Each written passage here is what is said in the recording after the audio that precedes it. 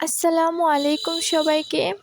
গত কয়েকদিন ধরে খুব বৃষ্টি হচ্ছে আমাদের এখানে।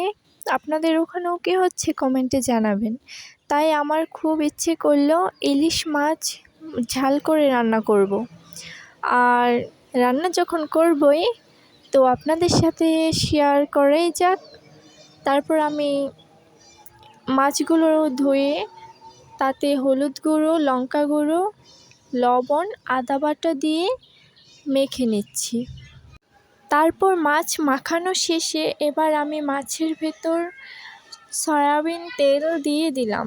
আপনারা সরষের তেল দিতে পারেন, তাতে খুব ভালো হয়।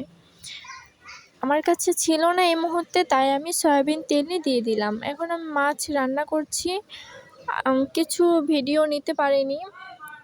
এখন রান্না শেষ, আপনারা দেখে বলুন কেমন হলো। আপনারা বাসায় কিন্তু ট্রাই করবেন।